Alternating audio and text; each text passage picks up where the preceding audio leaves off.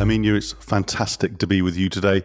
For somebody so prolific, so eminent, we have a lot to talk about. It seems that every time you write a book, an article, you give one of your great courses at a business school, it becomes the way we think, the way we do things.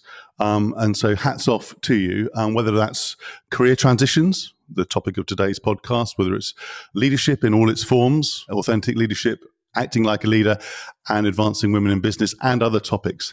So, as I said, we are going to be talking about your book, which is behind you, if you can see that, and obviously your new and updated edition. And I really commend you on it.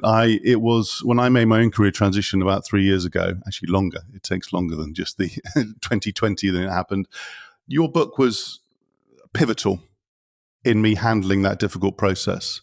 It's richly researched, it's full of stories, it's well structured, and it's immediately useful. And so at a personal level, and very moving saying this, I'm very, very grateful for you, because I wouldn't have been able to make that transition without you. So thank you. And I know countless other people feel the same. So welcome to the show. Welcome to the show. Thank you. I'm very pleased to be here. Fantastic. So one of the main premises of the book and your work on this topic of career transition is action over overthinking. Let's just start there, because many of us will think, well, we've got to set up a grand plan. We've got to think about it. It's an important decision. Why is that wrong? Why doesn't that work? Yeah.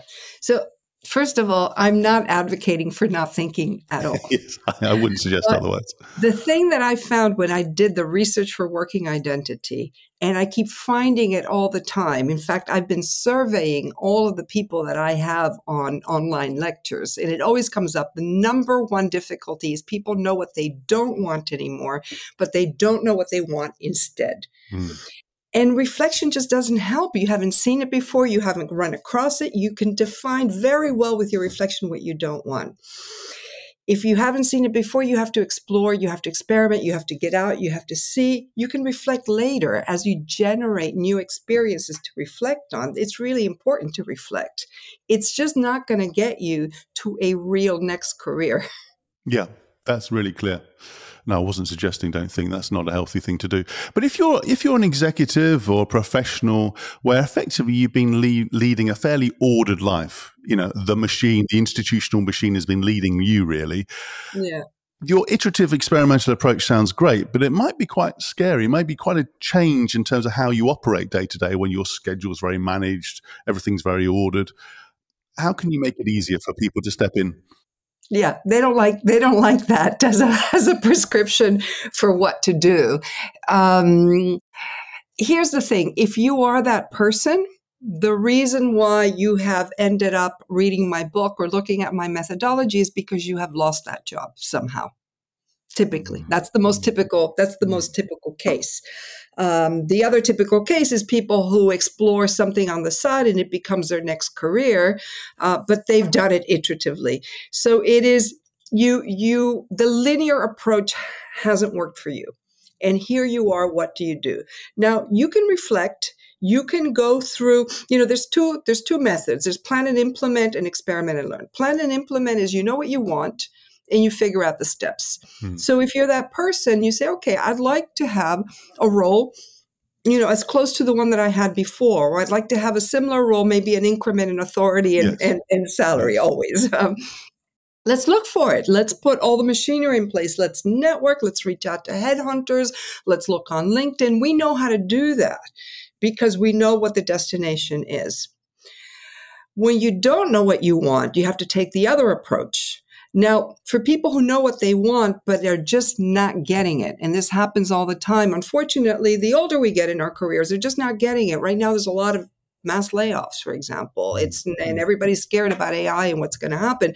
So that approach, I would say, supplement it with baby steps, exploring other stuff, network a little bit more broadly, ask more informational questions, maybe volunteer for something, create some kind of project on the side that maybe just gets you out of the usual circles so that then you can start to think a little bit more creatively about what might happen next. That's really clear. That's really clear. So let's just drill down into being even more practical, because one of the brilliant things about your book is it's very real as opposed to sort of esoteric. So you advocate spending time with people who are potentially the people you want to become, or at least versions of the person you want to become, fine as a principal. They may not be that close to you. You may not have even known who they are. Just what are the sort of steps people can take? Do you just reach out to them? How do you get to them? So the easiest thing, and this is as you start winding your way towards an idea, the easiest thing is you've determined that you would like to be, for example, a coach or a non-executive director. Well, there are courses and there are associations that bring you contact into people who are more experienced in that world. And those are ways of taking baby steps towards that. Right. Okay. So you're going through that approach, and you're learning about yourself, learning what you like, don't like, and so forth. And that takes time, right? That's not just something you do over a matter of weeks. It takes months, if not years in my case, but this is not about me. How do you stop getting bogged down and sort of reverting back to old habits when either you get a bit scared, a bit fearful about what might happen? How do you stay true to the course? You do have to be practical, and most of us do need to make a living. And so there's different ways of going about that. One person whose story I tell extensively in the book, who was a consultant who really didn't know what else, he gave himself a bit of a three-pronged search, in which one prong was kind of normal stuff that would be next steps out of consulting. One was kind of funky. He had a scuba dive operation, a wine business, that kind of more arty, idiosyncratic, hipster almost kind of stuff. And then the other was more entrepreneurial, and identifying entrepreneurs he admired to see who had scaled their organizations, to see if he could go and work with them. And he explored all three. And that was a way to first, to be thorough, because when you have a lot of uncertainty, it makes sense not to put all your eggs in one basket. But it was also a way for him to give himself permission to wait a little longer. He had one headhunter that kept coming back to him for a financial services job that he really didn't want. But as it kind of dragged on, he'd think, this isn't reasonable. I need to go and take that job. And he'd interview again. And each time he was so sick to his stomach about the whole thing, he would say, all right, let me buy myself a little bit more time. A lot of people buy themselves time doing part-time advisory, consulting, freelance work, all that kind of stuff.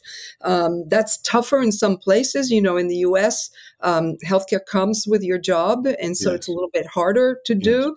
But that's often the way in which people buy themselves the time until they actually find what they want. Yes. Let's extend that theme, because the balance of how do you explore? You talked about, I remember that story. I wish I'd tried the scuba diving, even though I'm not very good at it. That equivalent thing, but that's another self-reflection.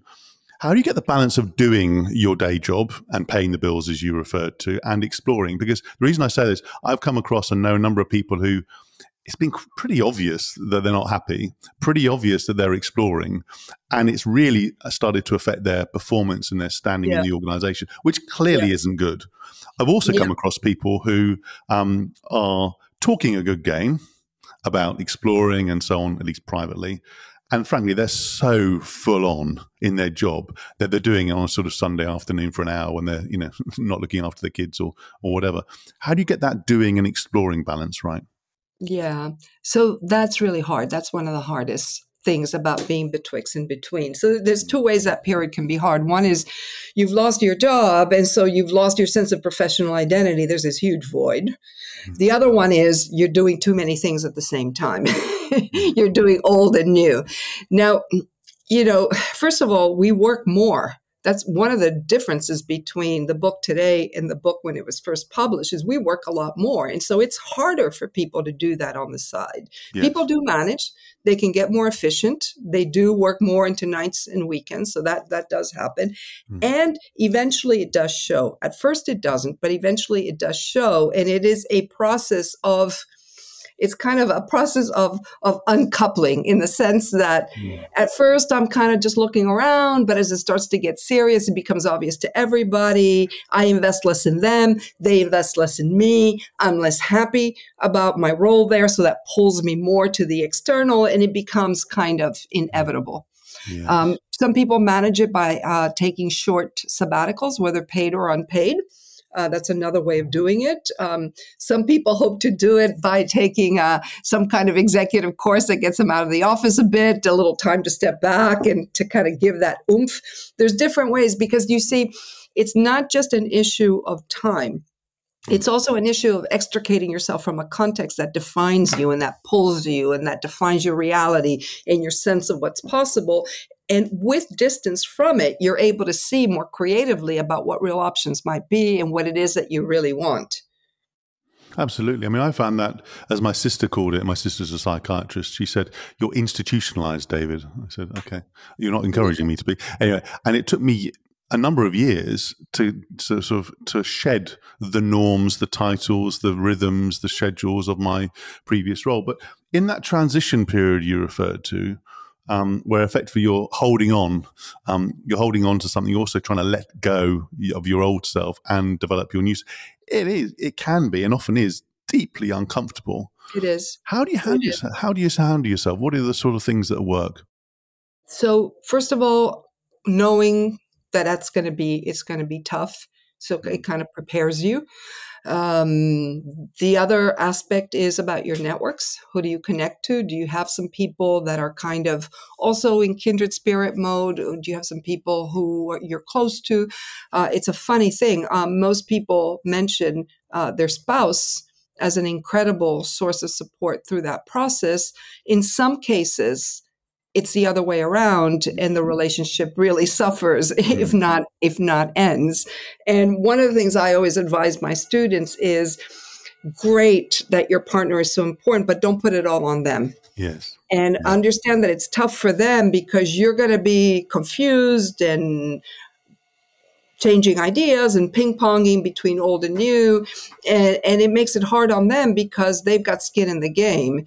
And so really important to reach out to other people in some way, shape, or form. You know, one person who I wrote about in my recent HBR, he had a number of old friends who were in similar straits, and one of them had a kind of a co-working space. And so, that's where they'd go and do their networking and have, kind of some friends who were there, a little bit social place to go to, some people to talk to.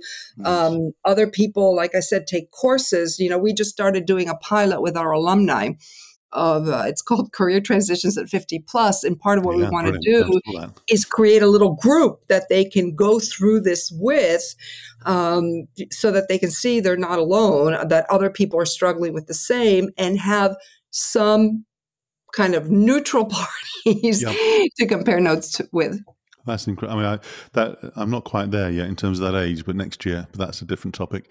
It's amazing, when I went through my own transition, the one word that came up when I told people inside the organization, outside, can you guess one word? They said courage. You're courageous, which effectively meant you're giving up, a reasonable role, reasonable salary, profit share, to do what? And because I wasn't clear at that stage, they thought I was mad. They also said I was mad. It was a euphemism for crazy. Yeah. And then they also then started downloading their own hopes and wishes and so forth. And I'm like, okay, fine, well done. But that's another big reason why it's important to build out your network externally from those close colleagues and friends and family, because they always think you're mad, especially if you are voluntarily leaving something that is stable and well paid and so on. They think you're out of your mind. And so you need people who think this is actually a great thing to do.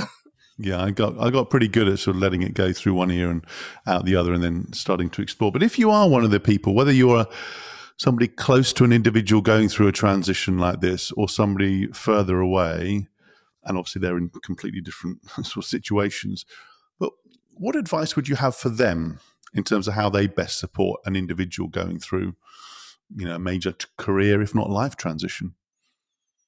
Just talking it out a lot. How are you feeling? What are you experiencing? What are you thinking? I'm here for you. But it's really important to talk about how do we foresee our future together? Um, Mm. what does this mean for where we live? I've seen people have to move house, move even city or country, Yes. as a result of making it all work. Are we still in sync about our fundamental values and vision for the future? And then that makes it easier. Mm. Can you say more about that? Because you talk about how you tell a story of who you want to become. And, storytelling or story formation and telling is one of those topics in the last few years in particular. Everyone goes, yes, yes, I know it's really important. And then you ask the question to them, either to yourself or to others, and you think, how well do I do it? And it's like, not really. I know I should do it, but I'm not sure. So what tips and suggestions would you give to people as they look to develop their own story?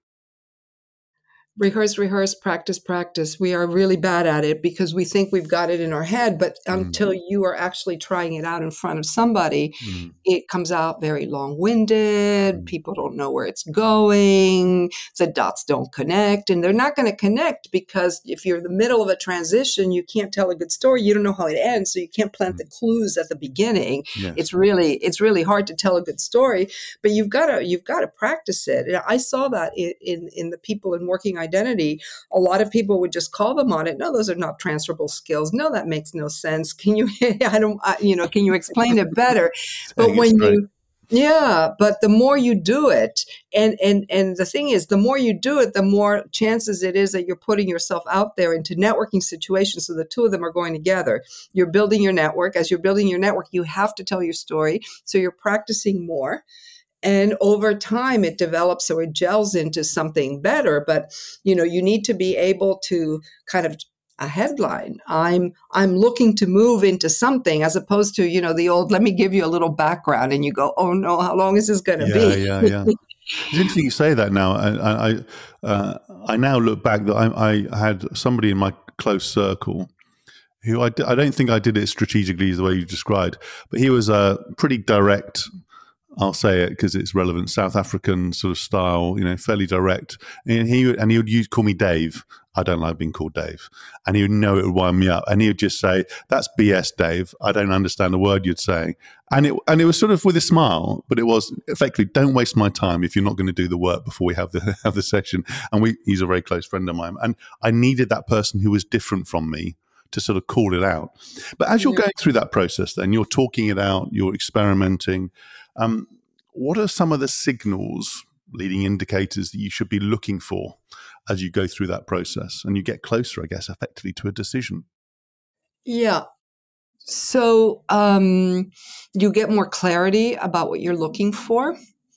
You understand that when I am with this group of people in this setting, I feel energy as opposed to dread. There's there's Mm, there's physical signs.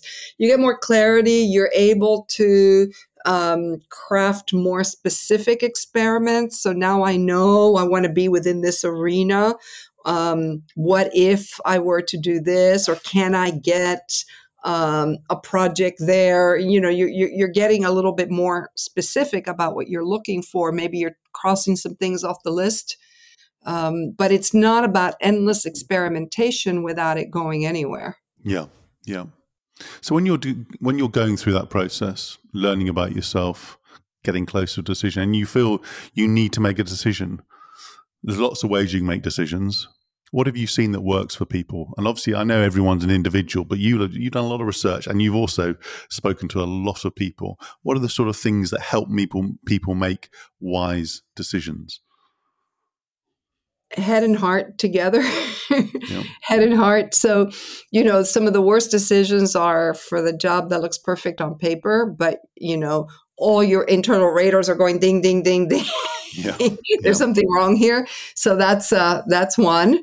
I know this is tricky, but often the very early possibilities that come up, especially when somebody reaches out to you with it, is typically not right, most often than not. Yes. But you're kind of desperate and you want to take it. And so is there anything that you can do to slow that down a little bit? I think sometimes the hardest is when you've got two options that you've got to choose among, although that makes you a very, very lucky person. Most of the time we don't have a decision. It's a kind of yes, no, this role will advance the process or not. And sometimes it's not the perfect role, but you say, will it take me one stepping stone further towards where I'm trying to go? In which case, why not? Yes. The decision to leave, the decision to leave is a toughie. Oftentimes, most people, not everyone, most people don't make that decision without already having something pretty well developed that they've been developing over time. Yes. And it's still hard, but there comes a time when you say, okay, this nascent thing is never going to get a chance if I don't give it my all now. But I have enough indicators that this is viable. And you try not to burn your bridges. And when it's in the kind of consultory sphere or the coaching sphere, you try to line up your old employer as your first customer. And that gives a little sense of safety. So, but it's still quite hard. Some people do take the leap into the void and say, all right, I do not have the time to do my day job and explore possibilities, and I'm exhausted and I need a break. And so I'm gonna do that. And that's also courageous. Usually that gets done in the context of a dual career situation where the other person says, okay, I'll cover the bases. Yeah. I've been working with and spending time with some people who want to explore the radical for a number of different reasons. They don't want to just take the next job in a similar organization, but they're short of time, either because they're very ambitious, impatient, or they don't have the means, they don't have the dual careers to support them. In that context, does it necessarily mean that they're going to be more incremental than radical when they're short of time? What do you mean they want to explore the radical? Well, there's part of them, when they talk about it, they say, hey, I just want to move to another country. I want to look at another completely different industry or ecosystem. I've had enough of whatever I'm doing. But by the way, I need to find another job in 3 months' time because I've either got bills to pay or whatever. It's like, really? Well, that doesn't happen. That doesn't happen. Even on an incremental basis, it's taking longer and longer to land jobs. Interviewing processes are longer, vetting processes, more assessments.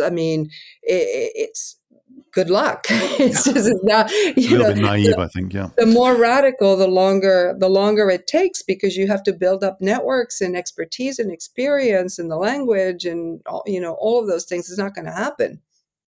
Yeah. Fair enough. Once we're on the line, we always talk about the guest in terms of their experience. Now, you've obviously transitioned between different professorial roles at Harvard, INSEAD, LBS. Whether that's a career transition or not, that's for you to judge. What did you learn from yourself? Well, the interesting thing is that in academia, we do have the benefit of sabbaticals, which are a great gift. Yes. And with a sabbatical or a leave of absence, you can go and explore a different context without burning your bridges. You can still come back. And so, for example, with both Harvard and INSEAD, I had a 2-year window in which so it's essentially a year and a half by which I had to say, am I coming back or not? But that's enough time to understand and explore whether it works or not. And so I'm very, very lucky that way. It would have been really difficult to do, even within the context of just 1 year, because 1 year essentially means kind of 5-6 months into it, you're already planning the move back and what you're teaching and everything else. So I feel very fortunate to have that ability to explore possible selves without a danger to my old job. And even with this sabbatical, then the time you had, what were the hardest parts of the process as you made a decision to shift? What did you find hard? Well, leaving the Harvard Business School is a difficult thing. It is it's a very iconic institution. It's a very thick culture, wonderful colleagues. My mother nearly went out of her mind. What are you talking about? And they said to me that I was the only full professor who ever left for another academic job. People leave Wow. to start a hedge fund or to go work for a company. But so I did think, but I did, and I did because I had the benefit of a year and a half away to experience a different environment and a different context, and to know that that's what I wanted. So And you knew in yourself, you wanted to try something new, something different. well, in the case of leaving Harvard to go to INSEAD, I didn't want to live in Boston. I didn't want to live in Boston the rest of my life. I'd been there a Right. long time. I was Mm. quite senior. I figured if I stay, this is it. I'm going to each time be more established, and so that was really what it was about. And it was very much like the people I study, as a kind of like a loose hypothesis. There's something that's not quite right here, and I Mm. want a Mm. different kind of life that has other aspects to it. I mean, my professional life was great, but it was pretty much the main thing that I had. And so being able to experience something else made it easier to then make that choice. Mm. Mm. Yeah.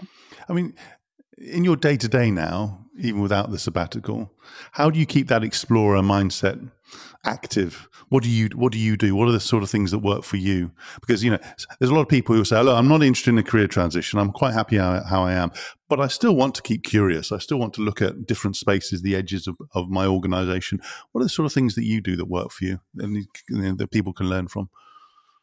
Go to conferences in academia. You can go to different kinds of conferences. I used to be better about this, but I used to try to go to a conference that was different than what I would normally do, to just kind of explore different kinds of people, different conversations. Sometimes kind of a research project that's a bit off to the side. It's Mm. in our world, it's just so much easier. Let's write a case study about something interesting that comes You're up, not and short that of stimuli, touches right? you to another Yeah. world. So it's easy to do that from where I sit, and that's why I like my occupation so much. It really allows you a lot of novelty and a lot of capacity to explore, but you can easily get, buried in, teaching the same thing over and over again, and, too tired to do anything else. But I do like novelty. And so, I started my career researching and teaching about networks. And it is through our networks that we explore new and different things. And so that is the one thing I have tried very hard to put into practice. I know many people who've worked with you, studied with you, and so forth, who the multiplier, the impact that you've had on them has been tremendous, and they've unprompted mentioned it to me. Talking about impact, and let's go a little bit deeper. What impact are you looking to have on the world around you? I mean, a significant one. I have realized that, who we are professionally and how we can both, fulfill our potential, be who we are, but also adapt and change and grow is the thing we all want. And we also live in a time in which there's a lot of disruption in careers, in organizations. We're living longer as well. And Yes. so this question of what do I do next, and am I in the right place, and am I doing the right thing, is very salient for a lot of people, and really at all ages. It goes from, kids trying to decide what to study at school or what to do as they come out of university, all the way through, what do I do? I want to retire, and what do I do with it? Those questions come up throughout our whole life cycle. And if I can make a difference in helping people go through it, experience it in a way that they feel like they have not answers, but a map, a bit of a guide, that's an impact I'd like to have. No, you certainly do, from my position. From the deep and the philosophical to the practical, when you're having your absolutely best day, you're absolutely smashing it, you're on top form, what are the one or two practices that help you?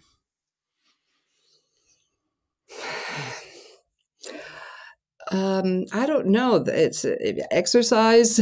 I saw you doing a few tweets when you were walking to LBS. That was So I good. walk. after spending 15 years with a very long commute and traffic jams and all of that, I live near work. I have a 23-minute walk to work.